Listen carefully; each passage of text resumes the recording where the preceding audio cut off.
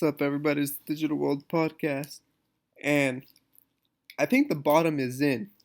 And I say this because yesterday we got some very positive news from Michael Saylor, from Elon Musk, from Ray Dalio about Bitcoin.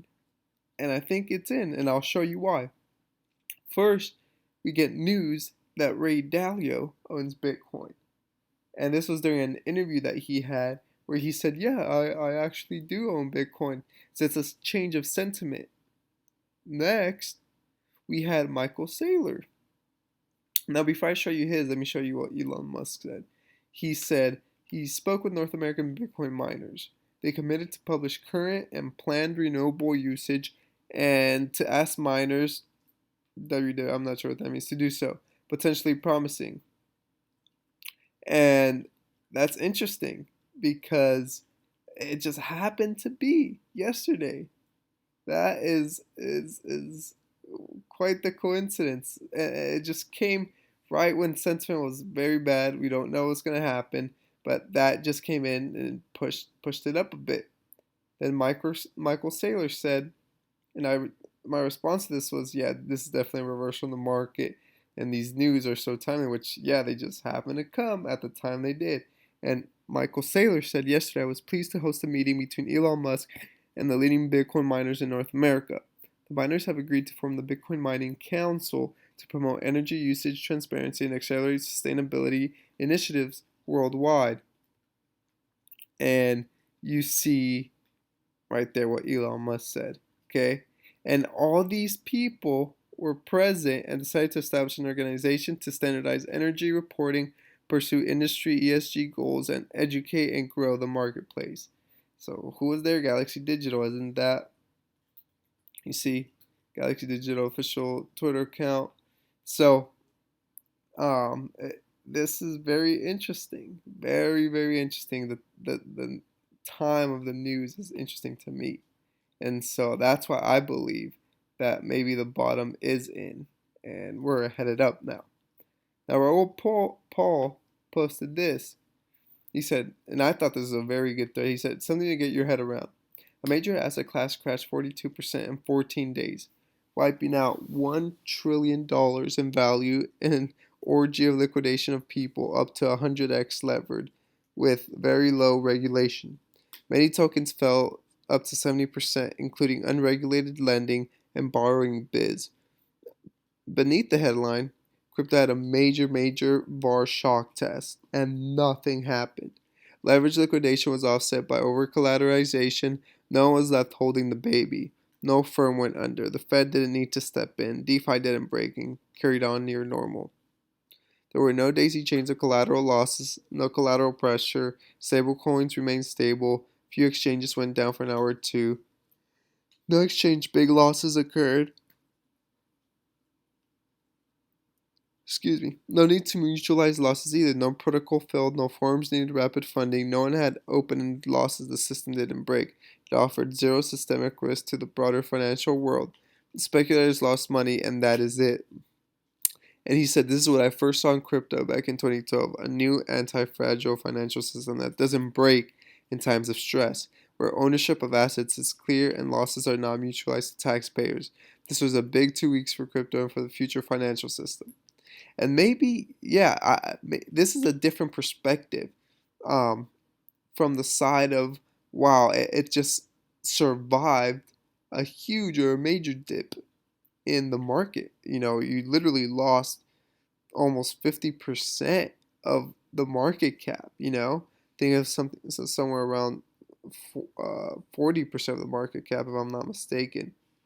And but it's still running up and running. Nothing crazy happened to it. Like, and he explains all these little things that you didn't see. Now, that's just with what was it, 2.5 trillion before it crashed. That's not to say if this would still stand in in the case that it had not just 2 trillion, but let's say all the money, you know.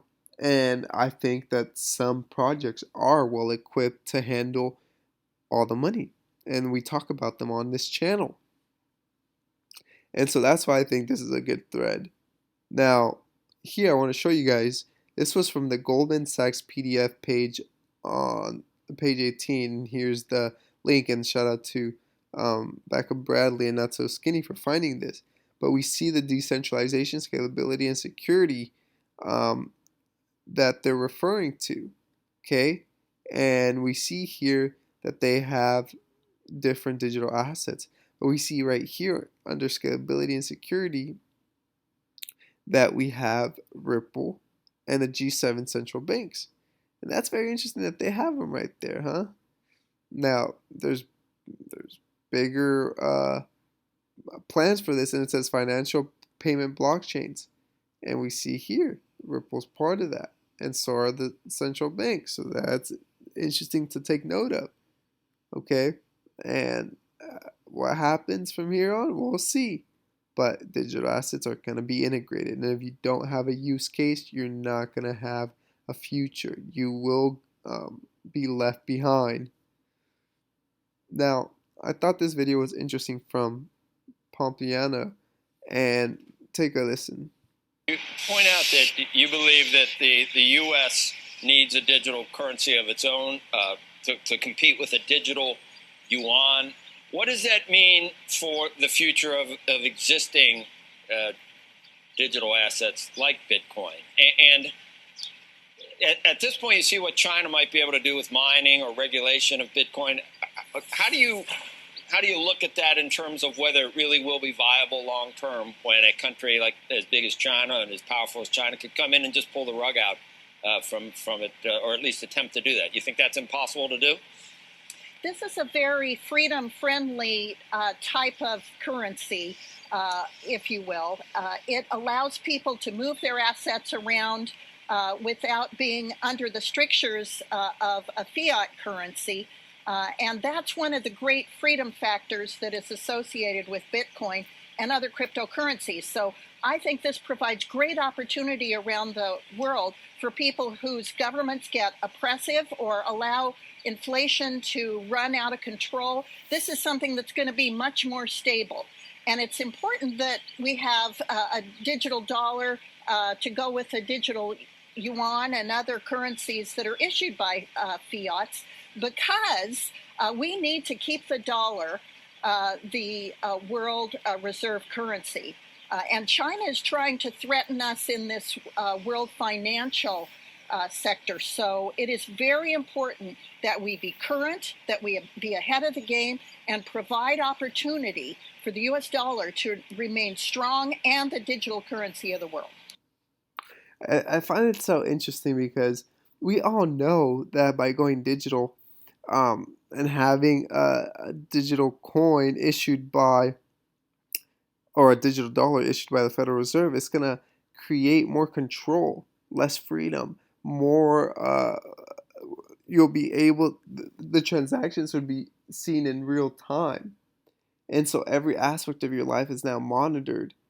Um, and so that's why, and it's finding it interesting that she says, that this kind of crypto is like freedom, and it helps from the oppression of other governments. If anything, it increases the oppression by going all digital, because now the governments can impose um, their will essentially, because these central banks, if they put negative interest rates, they can, basically put a interest rate by holding your money. So if you don't spend it in a certain allotted amount of time, you lose money or your money disappears. So I don't agree with the idea that that this is leading to more freedom. Yeah, I think it's a great opportunity, and I talk about it on the channel all the time. I think it's a great investment opportunity, um, and I will be taking profits, because at one point or another, the future for the tech, it can be used for really good things, but there's also the side where you could be used for really bad things. And so here in this market to make profits as I go along. But yeah, I think this narrative is very interesting, how she said that to escape inflation and to seek, or to escape oppression as well, or to escape oppression and to um, gain more freedom and escape inflation. And I think that's a very interesting narrative. We'll be uh, monitoring that some more in the near future. Hope this episode has brought you some value. Like and subscribe. Comment below. What are your thoughts on the matter? This is the Digital World Podcast, and I'll see you in the next episode.